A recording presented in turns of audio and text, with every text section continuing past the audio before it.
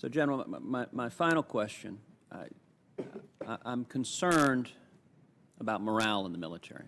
We've discussed in this hearing how the world is getting more and more dangerous, and yet at the same time I think we are dramatically undermining our readiness, our ability to defend this nation. The Military Times did a survey where in 2009 they asked soldiers whether overall the quality of life is good or excellent. 91% said yes.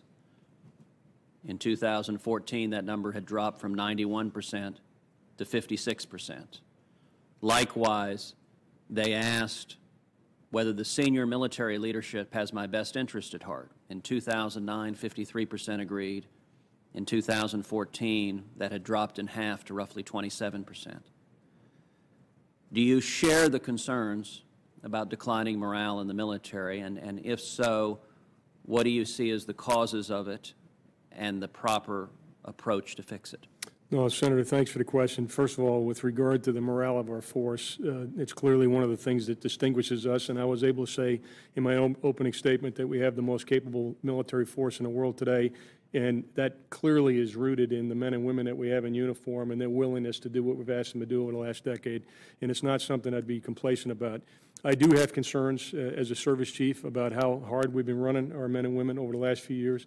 As an example, Senator, you know, we had a plan where we wanted to have a 1 to 3 deployment to dwell ratio. That means our forces would be deployed about 7 months, home for 21 months. That allowed us to get adequate training, allowed us to take care of the families, allowed the Marines to kind of be at what I describe as a sustained rate of fire. Many of our units now inside the Marine Corps are at or below a 1 to 2 deployment to dwell rate, so they're home for less than twice as much time. So they'll be deployed for 7 months, home less than 14 months, and back out again, and that continues on, and certainly has an effect on the families and again, our ability to train across the range of military operations. If I'm confirmed, Senator, this is absolutely going to be one of the areas that I focus on. I think I have a responsibility to lead the young men and women in uniform. I think I have a responsibility to represent them, and when I say represent them, that means to articulate to our leadership, both here on the Hill as well as in the executive branch, what material support, what leadership, what resources they need to remain the finest fighting force, you know, in the United States.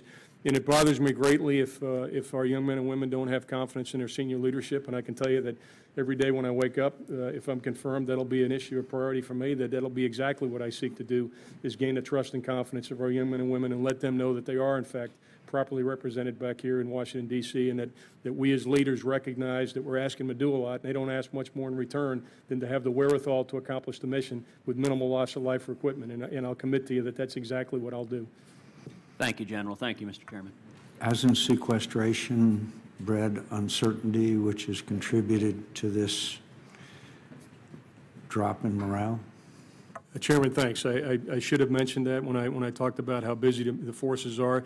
There is a tremendous amount of angst across the force, and a large part of that is driven by the uncertainty about how big the force will be, what will happen to their particular careers, and will we have the equipment necessary to accomplish the mission. So I do think, Chairman, that sequestration is a factor.